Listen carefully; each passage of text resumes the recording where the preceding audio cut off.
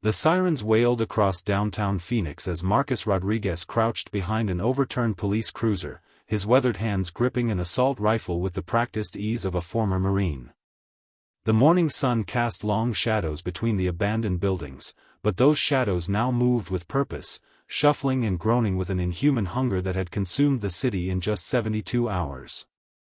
Marcus pressed his earpiece and whispered into his radio, "Alicia, what's your count on the north perimeter?" The crackling response came immediately from Alicia Thompson, positioned 3 blocks away on the roof of a banking building, her sniper rifle trained on the approaching horde. "I've got visual on approximately 200 hostiles moving through 5th Street, another 100 coming from the east side parking structure. They're funneling toward the safe zone just like we predicted." Marcus nodded grimly, knowing that their small team of 8 elite fighters was all that stood between the zombie swarm and the 3,000 civilians huddled in the fortified convention center behind them. Jake Morrison's voice cut through the radio chatter as he reported from street level, "Boss, I've got runners mixing in with the regular walkers. These aren't like the slow ones we dealt with yesterday. Something's changing." Marcus felt his stomach tighten as he processed this information, remembering the intelligence briefings that had warned about the virus adapting and creating faster, more aggressive variants. Emma Williams checked her explosive charges one final time, her fingers dancing over the detonators with the precision of someone who had spent years perfecting her craft in the Army Corps of Engineers. "Charges are set along the western approach. If they breach our primary defensive line, I can funnel them into the kill zone, but we'll only get one shot at this." David Carter's voice crackled through the communications as he coordinated from the mobile command center, "All units, be advised that satellite imagery shows additional masses moving toward our position from the suburbs. We're looking at potentially 800 to 1,000 hostiles converging on our location within the next 4 hours." The weight of those numbers settled over the team like a heavy blanket, but Marcus had hand-picked each member of this unit specifically for situations that seemed impossible. Lisa Henderson worked frantically in the medical bay they had established in the convention center's lower level, treating bite victims who had made it to safety in the early stages of infection, hoping that the experimental serum they had acquired from the CDC facility might still prove effective. Tony Jackson monitored radio frequencies from around the country, gathering intelligence about other survivor settlements and coordinating with military units that were still operational, though their numbers grew smaller each day. Ryan Brooks moved like a ghost through the abandoned streets, gathering reconnaissance on zombie movement patterns and identifying potential escape routes should their position become compromised. The team had been assembled 3 days ago when the initial outbreak had overwhelmed local law enforcement and National Guard units, leaving Phoenix as one of the last major cities with any organized resistance. Marcus remembered the chaos of that first night, when the emergency broadcast systems had failed and panic had spread faster than the infection itself, turning neighborhoods into war zones as families fled their homes with whatever possessions they could carry. Now, as he watched the shambling figures emerge from between buildings like a tide of decay and hunger, Marcus knew that their success or failure would determine whether thousands of innocent people lived to see another sunrise. Alicia's voice came through the radio again, this time with more urgency, "Marcus, I'm seeing something unusual in the horde composition. There are individuals that appear to be directing the others, almost like they're maintaining some level of cognitive function." This revelation sent a chill through Marcus as he realized that their enemy was not just a mindless mass of infected humans, but potentially something far more dangerous and organized. Jake positioned himself at the primary choke point, his hands wrapped around a modified tactical baton, knowing that ammunition would eventually run low and close-quarters combat would become inevitable. The morning air carried the stench of decay and the distant sounds of breaking glass as the zombie horde systematically worked its way through the abandoned commercial district, drawn by the noise and activity from the survivor encampment. Emma triple-checked her backup plans, knowing that if their defensive positions failed, she would need to buy precious time for civilian evacuation while potentially sacrificing strategic positions they had spent hours fortifying. David's tactical analysis painted a grim picture as he calculated ammunition reserves, estimated zombie numbers, and projected how long their current position could be maintained under siege conditions. The convention center's reinforced structure provided excellent defensive advantages, but it could also become a trap if they were surrounded and overwhelmed. Lisa prepared for the worst-case scenarios, organizing medical supplies and ensuring that critical patients could be moved quickly if evacuation became necessary, while also maintaining strict quarantine protocols for anyone showing signs of infection. Tony established communication protocols with distant military installations, hoping to coordinate air support or evacuation assistance, though most radio channels had gone silent over the past 48 hours. Ryan completed his final reconnaissance sweep and reported back that zombie numbers were indeed increasing exponentially, with fresh waves of infected arriving from residential areas that had been overrun during the night.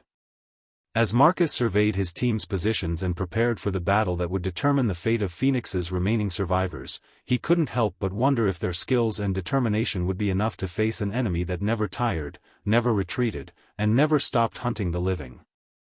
The first wave of zombies rounded the corner of 5th Street at exactly 0847 hours, and Marcus felt his heart rate steady as years of combat training kicked in automatically. Through his scope, he could see the grotesque details of what had once been ordinary Phoenix residents. A woman in a torn business suit dragged her broken leg behind her, while a teenage boy with half his face missing stumbled forward with arms outstretched, both driven by the same relentless hunger that had consumed the city. Alicia's rifle cracked from her elevated position, and the lead zombie's head exploded in a spray of dark fluid, causing the creature to collapse instantly while those behind it continued forward without pause or recognition. Contact confirmed, Marcus spoke into his radio. Weapons are effective against cranial targets, but they're not reacting to casualties among their numbers. Jake moved with fluid precision as 3 zombies broke off from the main group and stumbled toward his position, his tactical baton connecting with skull after skull in a rhythmic pattern that spoke to countless hours of training and natural athletic ability. Emma watched her motion sensors carefully, waiting for the optimal moment to deploy her first set of charges, knowing that timing would be critical to maximize the impact while avoiding damage to their own defensive positions. The sound of gunfire echoed through the empty streets as more team members engaged the advancing horde, but Marcus noticed with growing concern that the zombies showed no fear response, no hesitation, and no signs of self-preservation that would normally cause an enemy force to seek cover or retreat.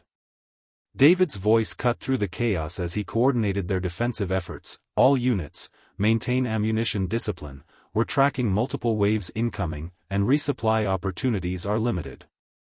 Alicia shifted her aim to target what appeared to be one of the more intelligent zombies she had spotted earlier, a tall man in a firefighter's uniform who seemed to be gesturing to others in the horde. Her shot was perfect, but even as the creature fell, she noticed that 2 others immediately moved to take what seemed like leadership positions, suggesting a level of organization that defied everything they had been told about zombie behavior patterns. Lisa's medical bay received its first casualties as a civilian security guard stumbled in with deep lacerations on his arm, claiming he had been attacked while checking the outer perimeter, and she immediately began administering the experimental serum while implementing emergency quarantine procedures. Tony intercepted a weak radio signal from what sounded like a military unit operating somewhere in the Scottsdale area, but the transmission was fragmented and filled with static, making it impossible to determine whether they were requesting assistance or offering it. Ryan reported from his concealed position that the zombie horde was displaying tactical awareness, with groups splitting off to probe for weaknesses in their defensive line rather than simply charging forward in a mindless assault. Marcus made the difficult decision to fall back to secondary positions as the sheer number of zombies began to overwhelm their primary defensive line, ordering Emma to detonate her first set of charges to create a barrier of debris and flames. The explosion sent bodies flying in all directions, creating a temporary respite that allowed Jake and 2 other fighters to retreat to more defensible positions without being overrun. Emma's charges had been perfectly placed, creating a bottleneck that forced the remaining zombies to approach through a narrow corridor where concentrated firepower could be most effective. Alicia took advantage of the improved sight lines to systematically eliminate targets, but she was disturbed to observe that the zombies quickly adapted to her firing pattern, beginning to use destroyed vehicles and debris as cover in ways that suggested problem-solving abilities. David's tactical computers showed that their current ammunition expenditure rate would leave them critically low within 6 hours, forcing him to implement strict rationing protocols that could compromise their defensive effectiveness. Lisa received word that 3 more civilians in the safe zone were beginning to show early symptoms of infection, despite having no known exposure to zombie attacks, suggesting that the virus might be spreading through alternative transmission methods. Tony managed to establish brief contact with a Coast Guard unit operating off the California coast, but learned that most major cities along the western United States had already fallen to zombie outbreaks, leaving Phoenix as one of the last organized resistance points. Marcus realized that their situation was more desperate than anyone had initially understood, as intelligence reports indicated that zombie populations were not only growing through infection, but potentially through some form of reproduction or spontaneous generation that defied scientific explanation. Ryan's reconnaissance revealed that a second zombie horde was approaching from the south, cutting off one of their planned evacuation routes and forcing the team to reconsider their entire defensive strategy. Jake engaged a group of faster zombies that had managed to scale a building and approach from an unexpected angle, discovering that these variants possessed enhanced strength and coordination that made them significantly more dangerous than the standard infected. Emma prepared her remaining charges while calculating how to maximize defensive coverage with limited resources, knowing that each explosive device represented precious time that could mean the difference between survival and total annihilation. As the morning sun climbed higher and the zombie assault intensified, Marcus gathered his team leaders for a crucial decision that would determine whether they continued their desperate stand or attempted to evacuate the civilian population before their position became completely untenable, knowing that either choice carried enormous risks and uncertain outcomes for the thousands of innocent lives depending on their protection. Part 3 *. Marcus gathered his team leaders in the convention center's loading dock as gunfire continued to echo from their defensive positions, the acrid smell of cordite mixing with the stench of decay that seemed to permeate everything in the city. "We've got approximately 4 hours before the southern horde reaches our position," he said, spreading David's tactical printouts across a metal table while Alicia kept watch through a reinforced window. "Our current ammunition reserves won't sustain a prolonged siege against multiple fronts, and we're seeing behavior patterns that suggest these things are learning from our tactics." Emma wiped sweat from her forehead as she studied the building schematics, calculating explosive placements that could potentially seal off entire sections of the convention center if retreat became necessary. "I can buy us time with controlled demolitions, but once we start bringing down corridors, we'll be limiting our own mobility and escape routes." Jake's radio crackled as he reported from the front lines, "Marcus, we've got a problem. Some of these zombies are using tools. I just watched one pick up a crowbar and start prying at our barricades with what looked like deliberate technique." This revelation sent a wave of unease through the assembled team members, as tool use implied a level of cognitive function that completely contradicted everything they had been told about the infected. David's fingers flew across his tablet as he recalculated their defensive projections, incorporating this new intelligence about zombie capabilities and finding that their survival odds dropped significantly with each new variable. Lisa's voice came through the intercom from the medical bay, her tone strained with exhaustion and worry. "Marcus, I need you down here immediately, we've got a situation with the infection cases." Without hesitation, Marcus descended to the lower level where Lisa had established her treatment facility, finding her standing over 3 civilians who were exhibiting the early stages of zombie transformation despite being isolated from any known sources of infection. "They were completely healthy 12 hours ago," Lisa explained, her medical training warring with the impossible evidence before her eyes. "No bites, no scratches, no contact with infected individuals, but they're showing all the classic progression symptoms." Marcus studied the 3 patients, a middle-aged accountant, a young mother, and an elderly man who had been volunteering in the civilian coordination efforts, trying to understand how the virus could have reached them in what should have been a secure environment. Tony's urgent voice cut through their discussion as he called from the communications center, "All units, I'm picking up radio chatter that suggests military units are implementing a containment protocol. They're talking about establishing a perimeter around the entire Phoenix metropolitan area." The implications of this news hit everyone simultaneously, as military containment typically meant that escape from the infected zone would become impossible, trapping survivors along with the zombie population. Ryan's reconnaissance report added another layer of complexity as he described observing zombies working together to construct crude ramps and bridges, allowing them to bypass obstacles that would have previously stopped their advance. Emma made rapid calculations about their remaining explosive inventory, realizing that they could either use their charges to eliminate large numbers of zombies in coordinated strikes, or save them for a final evacuation scenario, but not both. Alicia's sniper position provided a bird's-eye view of the approaching chaos, and she reported seeing what appeared to be zombie groups using coordinated flanking maneuvers that suggested military-style tactical awareness.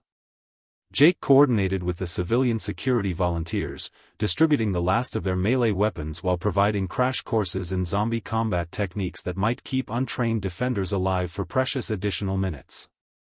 David's strategic analysis painted an increasingly grim picture as he factored in the new intelligence about airborne transmission possibilities, tool use among zombies, and the apparent military decision to contain rather than rescue civilian populations.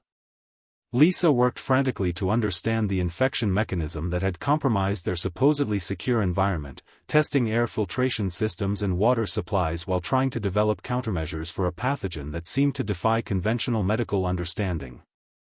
Marcus faced the most difficult decision of his military career as he weighed the risks of attempting to evacuate 3,000 civilians through zombie-infested territory against the certainty of eventual defeat if they remained in their current position.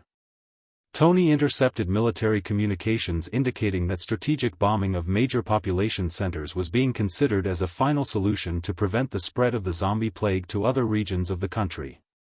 The weight of responsibility pressed down on Marcus as he realized that his team's actions in the next few hours might determine not just the survival of the Phoenix survivors, but potentially the fate of the entire southwestern United States.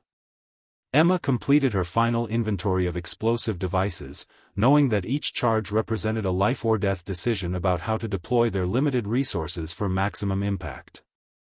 Ryan returned from his latest reconnaissance mission with intelligence that zombie numbers had swelled beyond their worst projections, with new infected arriving from surrounding communities that had been overwhelmed during the night.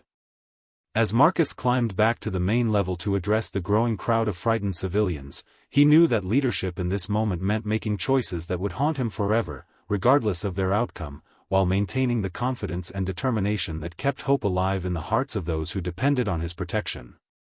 Part 4 *. Marcus stood before the assembled civilians in the convention center's main hall, his voice carrying the authority of someone who had led troops through impossible situations, but his heart heavy with the knowledge that he was about to ask ordinary people to face extraordinary dangers. "We have two options," he announced to the crowd of 3,000 faces that looked to him for salvation. "We can remain here and fight from a fortified position with dwindling supplies, or we can attempt to evacuate through hostile territory to reach potential military extraction points." The murmur that rippled through the crowd carried fear, uncertainty, and the desperate hope that someone else would make the decision that could mean the difference between life and death for entire families. Alicia's voice crackled through his earpiece as she reported from her sniper position, "Marcus, the southern horde has accelerated their approach. They're moving faster than our projections indicated, and they're bringing something with them." Through her scope, she could see what appeared to be zombies pushing and pulling makeshift siege equipment constructed from shopping carts, construction materials, and vehicles, demonstrating a level of engineering capability that defied everything they thought they knew about the infected. Emma worked feverishly to reconfigure her remaining explosives into portable charges that could be deployed during a mobile evacuation, knowing that static defenses would become useless if they decided to move the civilian population. Jake supervised the distribution of improvised weapons to civilian volunteers, teaching them basic techniques for zombie combat while privately doubting that untrained individuals could survive direct confrontations with the increasingly sophisticated infected. David's computers showed multiple zombie convergence points throughout the city, painting a tactical picture that suggested the infected were deliberately coordinating to surround the convention center and cut off all escape routes. Lisa made the difficult decision to sedate the 3 infected civilians in her medical bay, buying time to study their condition while preventing them from potentially spreading the infection to other survivors, though she knew that her medical supplies were running dangerously low. Tony intercepted a fragmentary military transmission that mentioned something called Operation Clean Slate, which appeared to involve systematic elimination of all life within infected zones, regardless of survivor status. Ryan's reconnaissance revealed that the zombies had begun constructing barricades and obstacles designed to channel any evacuation attempt into predetermined kill zones, suggesting a level of strategic planning that implied leadership hierarchy among the infected. Marcus made the agonizing decision to divide his team, with half remaining to cover a civilian evacuation while the others prepared the convention center for a final stand that could buy precious time for escape. Emma positioned her charges along the evacuation route, creating a series of controlled demolitions that could clear paths through zombie-occupied areas while simultaneously denying those same routes to pursuing infected. Alicia identified 3 potential extraction points where military helicopters could theoretically land, but each location required traversing several miles through heavily infested urban terrain with thousands of vulnerable civilians. Jake took charge of the evacuation security detail, organizing civilian volunteers into protective formations while acknowledging that their chances of reaching safety depended largely on luck and the element of surprise. David coordinated with Tony to establish mobile communications that could guide the evacuation convoy while maintaining contact with any military units that might provide assistance or extraction. Lisa prepared portable medical supplies and identified civilians with critical medical conditions who would require special assistance during any movement through dangerous territory. The sound of splintering wood and tearing metal echoed through the building as zombies began their assault on the convention center's outer defenses, using coordinated attacks and improvised tools to systematically dismantle barriers that had taken hours to construct. Marcus assigned Ryan to lead the first civilian group through the planned evacuation route, relying on his reconnaissance expertise to navigate the safest path through zombie-occupied territory. Emma triggered her first diversionary explosion on the opposite side of the building, drawing zombie attention away from the evacuation route while creating chaos that could mask the movement of civilian groups. Tony managed to establish brief contact with what appeared to be a National Guard unit positioned approximately 15 miles north of the city, but their transmission indicated that they were under orders not to enter the containment zone. Alicia provided overwatch for the evacuation, systematically eliminating zombies that threatened the civilian convoy while calculating how long her ammunition would last against the seemingly endless waves of infected. Jake's security detail fought a running battle through the streets, using movement and terrain to avoid prolonged confrontations while protecting civilians who had never imagined they would need to fight for their lives against former neighbors and friends. David's mobile command center coordinated the complex logistics of moving 3,000 people through hostile territory while monitoring zombie movements and adjusting routes in real time based on changing tactical conditions. Lisa treated injuries sustained during the evacuation while grappling with the medical implications of a pathogen that seemed to spread through unknown vectors and create intelligent, tool-using infected individuals. Marcus remained with the rear guard, knowing that his leadership and tactical expertise would be crucial for ensuring that the maximum number of civilians escaped before the convention center's defenses were completely overwhelmed by the zombie assault that was systematically dismantling everything they had built to protect innocent lives from an enemy that never tired, never retreated, and apparently never stopped learning new ways to hunt the living. Part 5 *. The evacuation convoy stretched across 4 city blocks as Marcus coordinated the movement of 3,000 civilians through the zombie-infested streets of Phoenix, the morning sun casting long shadows that could conceal both salvation and death around every corner. Emma's diversionary explosions had drawn significant zombie attention to the eastern side of the convention center, but Ryan's advance reconnaissance team reported that infected groups were already adapting to their tactics, with some zombies ignoring the explosions and continuing to track the civilian movement.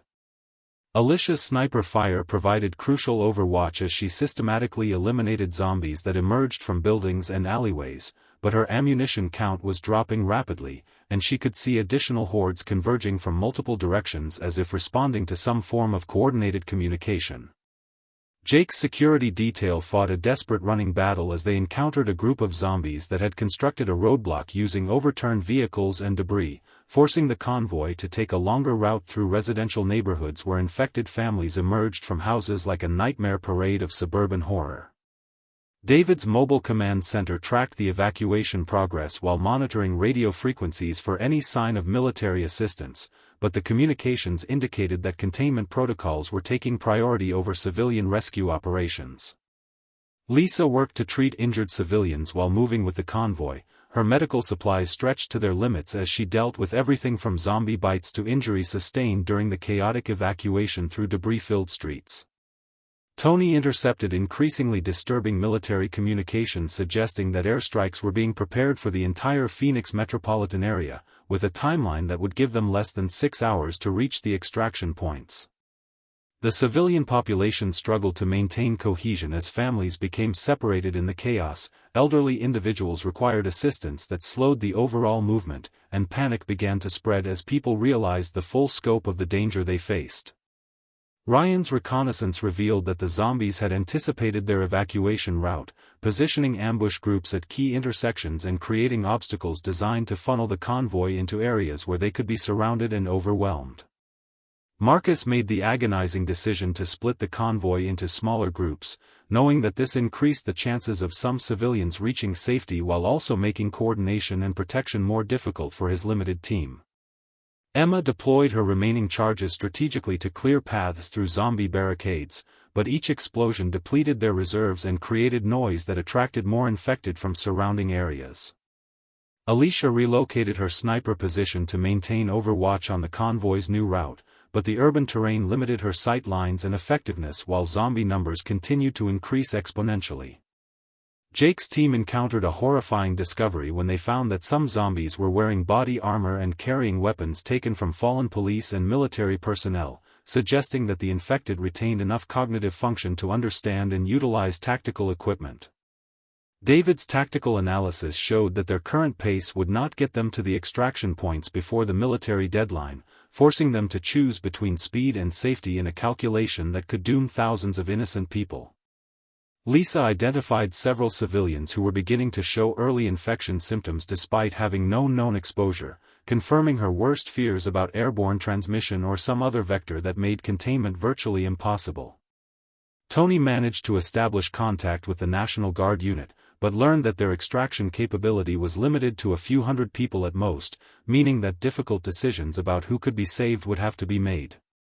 The convoy reached the halfway point to their primary extraction site when Ryan reported that zombie forces had completely surrounded the area, making approach impossible without suffering catastrophic casualties among the civilian population. Marcus realized that their secondary extraction point offered better tactical advantages but required crossing through the downtown business district where zombie concentrations were highest and building collapses had created an urban maze of obstacles and choke points.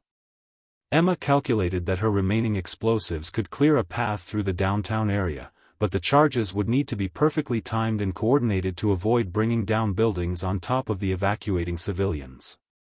Alicia identified a route that would take advantage of elevated walkways and bridges connecting buildings in the downtown core, providing some protection from ground-level zombie swarms while creating dangerous bottlenecks if they encountered infected in the confined spaces. Jake organized the strongest civilian volunteers into a protective formation around families with children and elderly members, knowing that close-quarters combat would be inevitable in the tight confines of the downtown evacuation route. David coordinated with Tony to guide the convoy through the complex urban terrain while maintaining communication with the National Guard unit to ensure that extraction timing would coincide with their arrival at the designated landing zone. Lisa prepared for mass casualty scenarios as the convoy prepared to enter the most dangerous phase of their escape, knowing that downtown zombie concentrations could overwhelm their defensive capabilities and result in significant civilian losses. The sound of helicopter rotors echoed in the distance, but whether they represented salvation or the beginning of military containment operations remained unclear as Marcus led his people deeper into the heart of the infected city, knowing that every decision he made in the next hour would determine who lived to see another day and who would join the ranks of the undead that had consumed everything they had once called home in their desperate struggle for survival against an enemy that seemed to grow stronger and more intelligent with each passing moment. Part 6 *. The downtown core of Phoenix loomed before them like a concrete canyon filled with shadows and death, as Marcus led the convoy through the maze of abandoned vehicles and debris that clogged the main thoroughfares, while overhead the distinctive sound of military helicopters grew steadily louder. Emma's explosives cleared a path through a massive pileup at the intersection of Central Avenue and Washington Street, but the blast also brought down weakened sections of surrounding buildings, creating new obstacles while eliminating others in a chaotic reshaping of the urban battlefield. Alicia moved through the elevated walkway system that connected the downtown office buildings, her sniper rifle picking off zombies that appeared in windows and on rooftops, but she was increasingly concerned about the coordinated way the infected seemed to be positioning themselves for a large-scale ambush. Jake's security detail encountered their worst nightmare when they discovered that zombies had learned to operate elevators and were using them to move between floors in strategic positions, turning the high-rise buildings into vertical death traps that could rain infected down on the convoy from above. David's mobile command center received an urgent transmission indicating that the National Guard extraction helicopters were experiencing mechanical difficulties and would be delayed by at least 2 hours, time they simply did not have given the approaching airstrike deadline.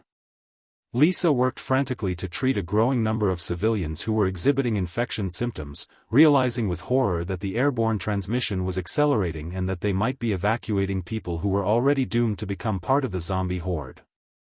Tony intercepted military communications confirming that Operation Clean Slate had been authorized, with strategic bombing scheduled to begin in 4 hours and 37 minutes, regardless of civilian presence in the target zone. Ryan's advance reconnaissance team discovered that the zombies had constructed an elaborate network of barricades and traps throughout the downtown area, using construction equipment and vehicles to create choke points that would force the convoy into predetermined killing zones.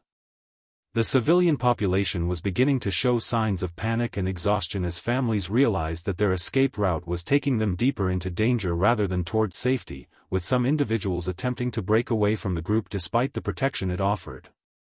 Marcus faced the impossible decision of whether to continue toward the compromised extraction point or attempt to find alternative escape routes that might not exist, while maintaining leadership and morale among people who were beginning to lose hope. Emma calculated that her remaining explosives could potentially bring down an entire city block to create a firebreak that might stop zombie pursuit, but such a drastic action would also eliminate any possibility of retreat or alternative routes. Alicia observed from her elevated position that zombie forces were converging on their location from all directions, moving with a coordination that suggested they were being directed by some form of central intelligence or leadership hierarchy. Jake coordinated with civilian volunteers to establish defensive positions in the lobby of a major office building, preparing for a siege scenario while hoping that the delayed helicopters would arrive before their ammunition ran completely out. David's tactical computers projected multiple scenarios for reaching alternative extraction points, but all routes required traversing areas with extremely high zombie concentrations and uncertain terrain conditions. Lisa made the heartbreaking discovery that several children in the convoy were showing early infection symptoms, forcing her to make decisions about quarantine and treatment that no medical professional should ever have to face. Tony managed to establish brief contact with a civilian radio operator who reported that other survivor groups throughout the Southwest were experiencing similar coordinated zombie attacks, suggesting that the intelligence they were observing was not limited to the Phoenix outbreak. The convoy reached the lobby of the designated extraction building only to find that zombies had somehow gained access to the structure and were using the interior spaces to stage ambush attacks against anyone who entered. Ryan reported that the building's stairwells and elevators were compromised, with infected individuals positioned on multiple floors in a pattern that suggested they had been deliberately placed to maximize casualties among any rescue attempt. Marcus ordered Emma to begin controlled demolitions of the building's lower floors, hoping to clear the zombies while maintaining structural integrity for helicopter landing on the roof, a plan that required precise timing and carried enormous risks. Alicia repositioned herself to provide overwatch for the building clearing operation, but her ammunition was now critically low, forcing her to make every shot count while hoping that resupply would somehow become available. Jake led civilian volunteers in a floor-by-floor clearing operation, using improvised weapons and tactical formations to systematically eliminate zombies while protecting non-combatants who had no choice but to follow them into the vertical battlefield. David coordinated the complex logistics of moving 3,000 people through a partially demolished building while monitoring for helicopter arrival and tracking the countdown to military airstrikes. Lisa established a triage center in the building's upper floors, treating combat casualties while implementing strict quarantine procedures for anyone showing infection symptoms, knowing that a single mistake could doom everyone in the confined space. Tony received confirmation that the National Guard helicopters were finally airborne and approaching their position, but their carrying capacity would require multiple trips and careful selection of who could be evacuated first. As explosions echoed through the building and gunfire erupted on multiple floors, Marcus realized that their desperate gamble to reach safety had placed them in the most dangerous situation yet. Trapped in a vertical maze with zombies above and below while time ran out toward a military solution that would eliminate infected and survivors alike in the name of containing a plague that had already demonstrated its ability to adapt and overcome every defensive measure humanity could devise. Part 6 *. The helicopter rotors thundered overhead as the first National Guard aircraft circled the compromised office building, its pilot struggling to find a safe landing zone on a rooftop that had been partially damaged by Emma's controlled demolitions and was now swarming with zombies that had somehow accessed the upper floors. Marcus coordinated the desperate building clearing operation through his radio while fighting his way up the eastern stairwell, his rifle ammunition nearly exhausted as he encountered zombies that displayed increasingly sophisticated ambush tactics and coordination. Emma's carefully placed charges had successfully cleared several floors of infected, but the structural damage was more extensive than anticipated, creating unstable areas where floors could collapse without warning and trap civilians in deadly debris fields. Alicia had repositioned herself in the adjacent building, using her last dozen rifle rounds to provide sniper support for the rooftop clearing operation while observing that zombies throughout the downtown area were converging on their building with purpose and determination that suggested centralized command. Jake led a team of civilian volunteers in hand-to-hand combat through the building's middle floors, using fire axes and improvised weapons to eliminate zombies in close-quarters fighting that tested every survival skill they had learned during their brief but intense training. David's mobile command center tracked the helicopter's fuel limitations and extraction capacity while calculating that they could evacuate approximately 200 people per trip, meaning that 15 to 20 helicopter runs would be needed to save everyone, time they absolutely did not have before the airstrikes commenced. Lisa worked frantically in her improvised medical station to treat civilians who had been injured during the building assault, while also monitoring infection progression in quarantined individuals and making impossible decisions about who could safely be evacuated without spreading the plague. Tony maintained constant communication with the helicopter pilots while monitoring military frequencies that indicated the airstrike countdown had accelerated due to concerns about the infection spreading beyond the containment zone. Ryan's reconnaissance revealed that zombies had gained access to the building through service tunnels and maintenance areas that their defensive planning had not anticipated, creating multiple breach points that allowed infected to attack from unexpected directions.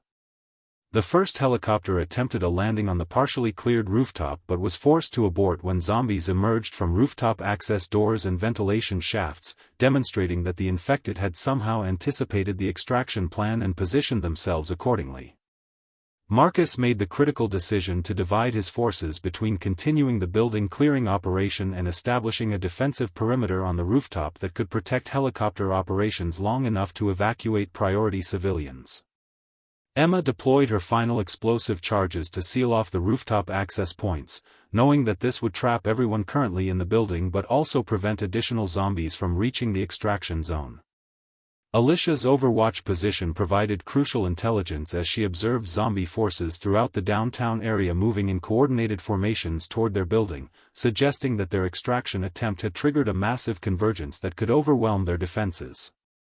Jake's team fought through corridors filled with debris and bodies, encountering zombies that had barricaded themselves into defensive positions and were using furniture and equipment as weapons in ways that demonstrated problem-solving abilities and tactical awareness.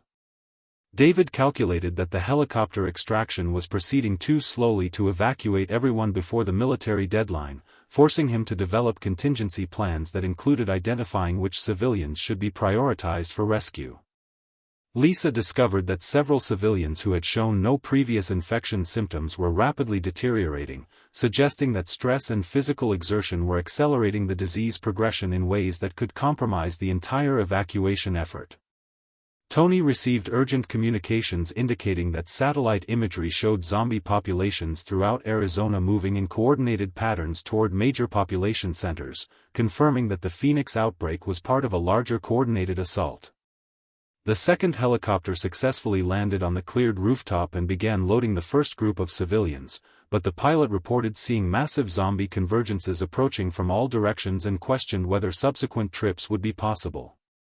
Ryan established defensive positions in the building's upper floors while reporting that zombies were demonstrating new behaviors, including tool use, strategic positioning, and what appeared to be rudimentary communication methods that allowed them to coordinate complex attacks. Marcus realized that their evacuation operation had inadvertently created a beacon that was drawing every zombie in the metropolitan area to their location, turning their rescue attempt into a trap that could result in total annihilation.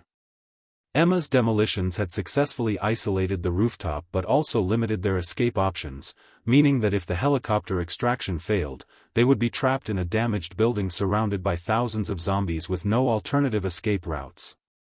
Alicia used her remaining ammunition to eliminate priority targets that threatened the helicopter operations, but she could see that zombie numbers were increasing exponentially and that their defensive perimeter would soon be overwhelmed. Jake coordinated with civilian volunteers to maintain the rooftop security while helicopters cycled through loading operations, knowing that each successive trip would face increased zombie resistance and decreased chances of success. David's communications with military command revealed that the airstrike authorization was irreversible and would commence regardless of evacuation status, meaning that everyone remaining in the building would be eliminated along with the zombie population. Lisa prepared portable medical supplies for helicopter evacuation while making agonizing decisions about which infected civilians could be safely transported without risking contamination of other survivor populations. As the third helicopter approached through increasingly dangerous airspace filled with debris and potential zombie threats, Marcus knew that the next hour would determine whether their desperate gamble would save thousands of lives or simply add more victims to a plague that seemed determined to consume every remaining trace of human civilization in its relentless advance across the American Southwest. Part 8 *. The fourth helicopter struggled against crosswinds as zombie debris filled the air around the damaged office building, while Marcus counted down the precious minutes remaining before military bombers would turn downtown Phoenix into a crater of fire and destruction. Emma's final demolition charges had successfully sealed the rooftop access points, but the structural integrity of the building was deteriorating rapidly, with sections of flooring collapsing and sending chunks of concrete crashing into the zombie hordes below. Alicia fired her last rifle round to eliminate a zombie that had somehow scaled the exterior wall of the building, then transitioned to a pistol with only 6 bullets remaining while observing that infected masses were now completely surrounding their position in numbers that defied comprehension.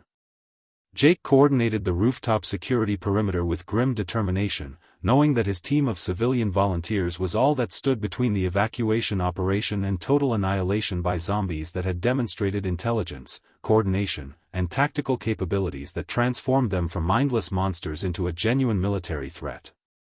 David's communications equipment crackled with urgent military transmissions indicating that bomber aircraft were already airborne and approaching the target zone, with weapon release authorized for exactly 37 minutes from the current time, regardless of evacuation status or civilian presence.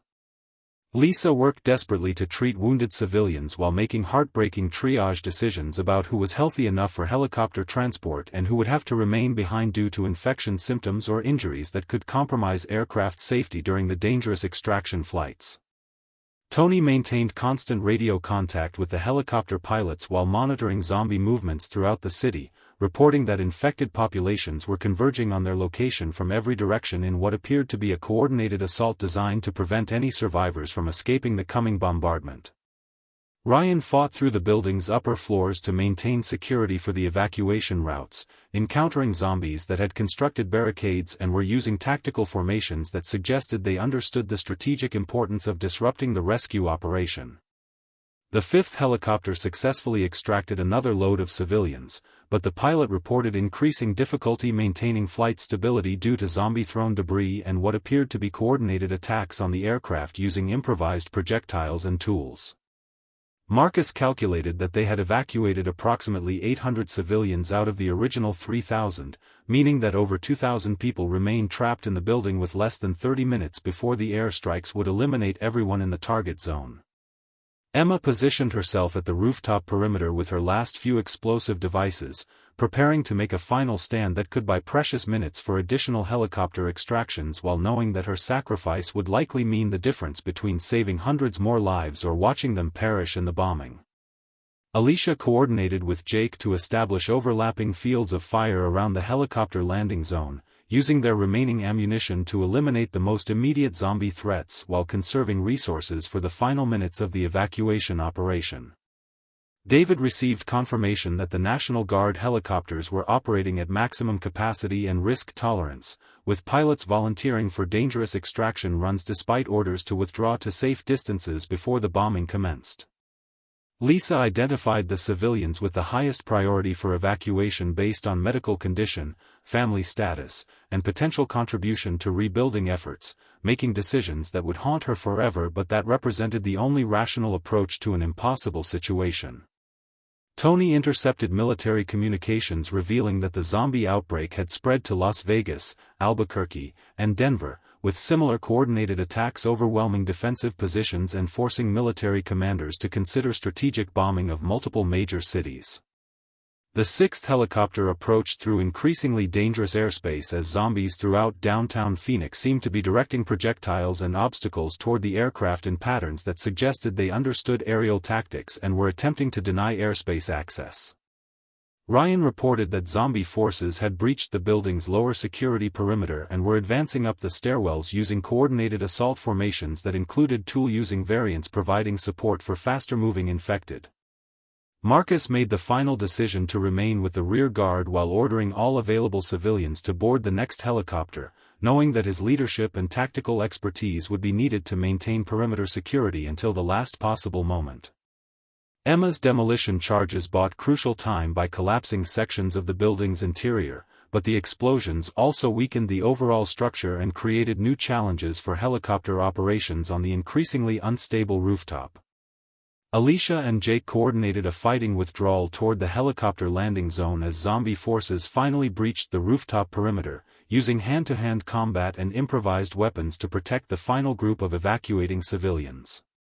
David transmitted final intelligence reports to military command while destroying his equipment to prevent it from falling into zombie hands, though the implications of tool-using infected accessing advanced technology remained a terrifying consideration for future operations.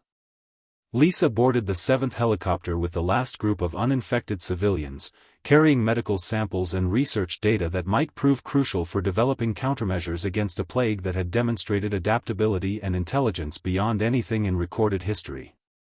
Tony maintained communications until the final moment, coordinating with rescue helicopters while reporting that zombie populations were already adapting their tactics based on lessons learned from the Phoenix engagement.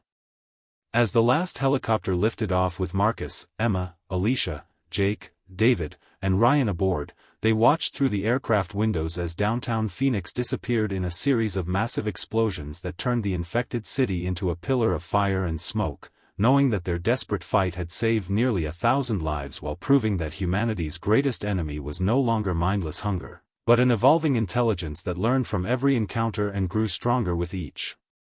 victory, leaving them to wonder whether their survival represented hope for the future or merely a temporary reprieve before facing an enemy that would be even more dangerous and coordinated in their next inevitable confrontation.